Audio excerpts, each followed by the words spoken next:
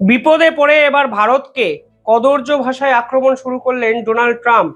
সরাসরি হেল হোল বললেন তিনি ভারতকে, অর্থাৎ ভারত হলো নরকের গর্ত।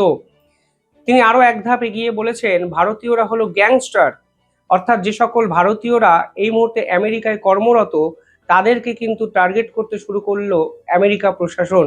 এবং যখন ভারতের বিভিন্ন রাজ্যে নির্বাচন হচ্ছে ঠিক তখন এই ধরনের আক্রমণ নিঃসন্দেহে ক্যালকুলেটিভ একটি আক্রমণ বলে মনে করছেন বিশেষজ্ঞরা।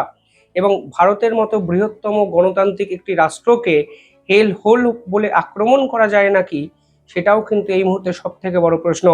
অর্থাৎ ভারতের নির্বাচনের প্রেক্ষাপটে ডোনাল্ড ট্রাম্প সরাসরি ভারতকে আক্রমণ করলেন, যা মোদির বিরোধিতা করতে নিঃসন্দেহে বিরোধীরা কাজে লাগাবেন।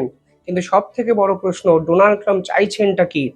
ডোনাল্ড ট্রাম্প কালকে ভারতের হয়ে কথা বলেন, পরশুদিন ভারতের বিপক্ষে কোনো কথা হয়তো বলবেন, আবার আজকে ভারতকে তিনি ভালো বন্ধু হিসাবে স্বীকৃতি দেবেন। মানে এই যে আনপ্রেডিক্টেবল নেচার, তা আসলে আমেরিকার পক্ষেও যে বিপজ্জনক তা কি আমেরিকানরা বুঝতে পারছেন?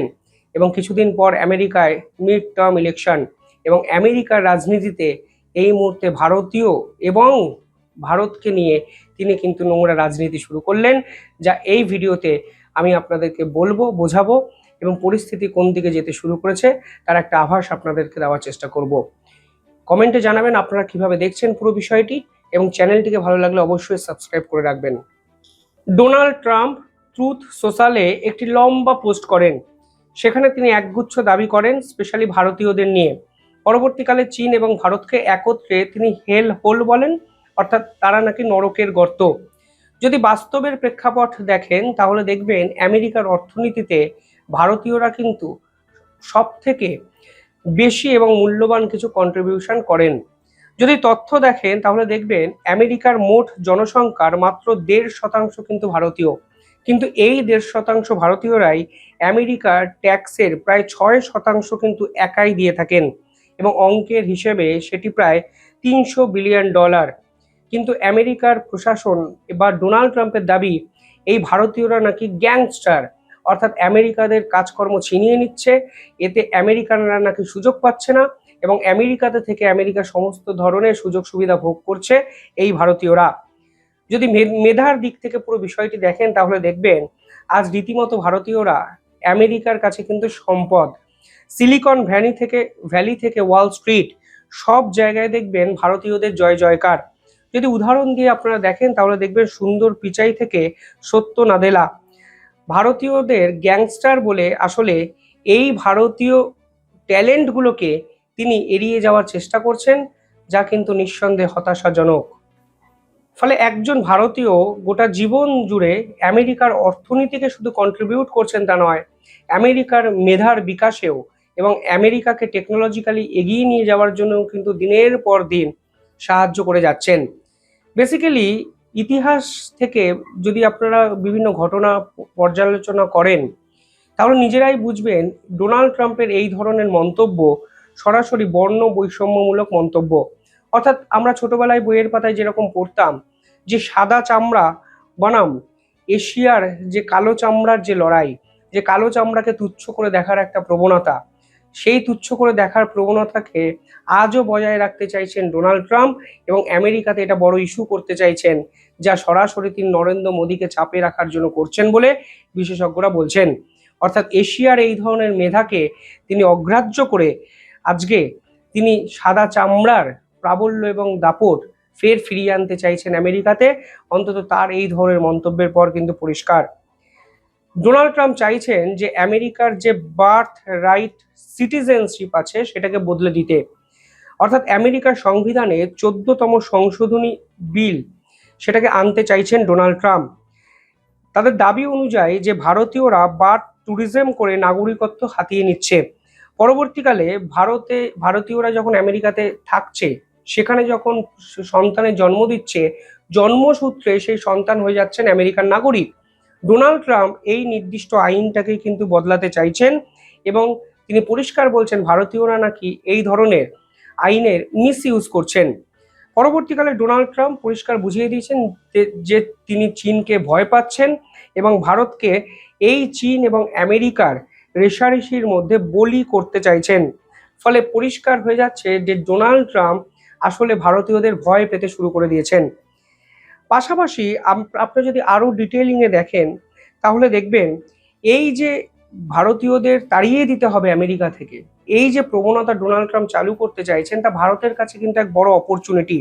মানে এই ধরুন মেধাবী ভারতীয়রা যদি ভারতে ফিরে আসে, তাহলে ভারতের $5 ট্রিলিয়ন অর্থনীতি 2026-এই হয়তো বাস্তবায়িত হওয়া সম্ভব, কারণ আমরা এই ধরনের মেধাযুক্ত মানুষগুলোকে ব্যবহার করতে পারবো। ভারতের পাল্টা জবাব এক্ষেত্রে একটি এসছে। যদি আপনারা দেখেন তাহলে দেখবেন কার্নেগি যে তথ্য বিশ্লেষণ 2026 সালের নিরিখে, সেখানে বলা হচ্ছে যে 40% ভারতীয় এখন আমেরিকা ছাড়ার কথা ভাবছে। আর এই ভারতীয় মেধা যদি 40% সত্যি আমেরিকা থেকে বেরিয়ে আসে, তাহলে আমেরিকার সিলিকন ভ্যালি কার্যত মরুভূমিতে কিন্তু পরিণত হবে। আসলে ডোনাল্ড ট্রাম্প এই তথ্যগুলো জানেন, কিন্তু তা সত্ত্বেও ডোনাল্ড ট্রাম্পের এই ধরনের আচরণের কারণটা কি? মনে রাখবেন, কালকে সুপ্রিম কোর্ট ডোনাল্ড ট্রাম্পকে কার্যত ধুয়ে দিয়েছে। ডোনাল্ড ট্রাম্পের ট্যারিফ অবৈধ, অসাংবিধানিক। ফলে ডোনাল্ড ট্রাম্পকে এই মুহূর্তে ভারতকে বিপুল পরিমাণে টাকা কিন্তু ফিরিয়ে দিতে হবে, যে টাকা অবৈধভাবে তারা সংগ্রহ করেছে। অন্যদিকে ইরান যুদ্ধের ফ্রাস্ট্রেশন, যে ইরানকে বাগে তারা আনতে পারবে ভেবেছিল, সেই ইরানকে তারা বাগে আনতে পারেইনি। উল্টে আজকে গোটা বিশ্বের কোনো রাষ্ট্র আমেরিকার পাশে নেই। ইউরোপ আমেরিকা থেকে ডিটাচমেন্ট একটা বজায় রেখেছে, দূরত্ব বজায় রেখেছে। এশিয়ার কোনো রাষ্ট্র আমেরিকাকে ঝাঁপিয়ে সাহায্য করেছে সেই নজির নেই। সেই প্রেক্ষাপটে দাঁড়িয়ে ডোনাল্ড ট্রাম্প হতাশায় তাদের নৌবাহিনীর প্রধানকে সরিয়ে দিয়েছেন, সেনাবাহিনীতে আমূল বদল এনেছেন, এবং ওয়ার ডিপার্টমেন্টের সুরক্ষার প্রধানকেও তিনি কিন্তু চাকরি থেকে বরখাস্ত করেছেন। অর্থাৎ ডোনাল্ড ট্রাম্পের যুদ্ধ নিয়ে ফ্রাস্ট্রেশন কিন্তু চরম মাত্রায় একদিকে পৌঁছে গেছে।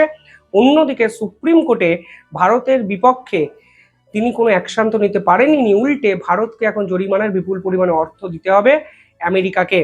এই প্রেক্ষাপটে দাঁড়িয়ে ডোনাল্ড ট্রাম্প দেখতে পাচ্ছেন যে রাশিয়া ইরান যুদ্ধে সব থেকে লাভবান একটি রাষ্ট্র, এবং রাশিয়া এবং ভারত যে সম্পর্ক ছিন্ন করার কথা আমেরিকা ভাবছিল, আজকে সেই সম্পর্ক কিন্তু মজবুত হয়ে গেছে ইরান যুদ্ধের পর। এবং তথ্য বলছে মার্চ এবং এপ্রিল মাসে রাশিয়া থেকে সব থেকে বেশি তেল আনিয়েছে ভারতই। ফলে সব মিলিয়ে ভারত কিন্তু প্রতিটি পদক্ষেপে এক বছরে আমেরিকাকে প্রত্যেকটি জায়গায় হারিয়েছে, বিপদে ফেলেছে, এবং ভারতের একাধিক স্টেটমেন্ট এবং ভারতের একাধিক ডিপ্লোম্যাসি আমেরিকার মেরুদণ্ড কিন্তু কার্যত ভেঙে দিয়েছে। সেই ফ্রাস্ট্রেশন ডোনাল্ড ট্রাম্প এখন ভারতীয়দের উপর দেখাতে চাইছেন, এবং এমন একটা সময় দেখাতে চাইছেন যখন গোটা দেশ জুড়ে বিভিন্ন জায়গায় নির্বাচন হচ্ছে, এবং তিনি নরেন্দ্র মোদীকে বকলমে টার্গেট করতে চাইছেন, যা আমেরিকা এবং পশ্চিমা বিশ্বের অনেক পুরনো স্ট্র্যাটেজি, যে নির্বাচনের আগে ভারতের প্রধানমন্ত্রী বা ভারত সরকারের বিপক্ষে এমন কিছু কথা বলে দাও যা নিয়ে আমাদের দেশ, আমাদের ভারতবর্ষের বিরোধী রাজনৈতিক দলগুলো একটু ইস্যু তৈরি করে ভারতকে আন্তর্জাতিক স্তরে ছোট দেখানোর চেষ্টা করতে পারে।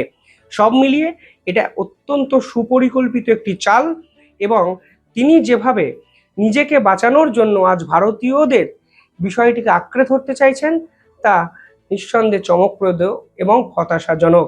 ভারতের পক্ষ থেকে অফিসিয়ালি বিবৃতি আসেনি, কিন্তু নিঃসন্দেহে ভারত কিছু বলবে, কারণ ভারতকে নরকের গর্ত বলবে আমেরিকার মতো প্রেসিডেন্ট, দেশের একটি প্রেসিডেন্ট, তা ভারতীয়রা মেনে নেবে, সেই দিন বোধহয় গেছে। আমার মনে হয় পাল্টা জবাবটা এলো বলে। কিভাবে দেখছেন পুরো বিষয়টি কমেন্টে জানাবেন। দেখতে থাকুন দ্য ইন্ডিপেন্ডেন্ট বেঙ্গল। ধন্যবাদ।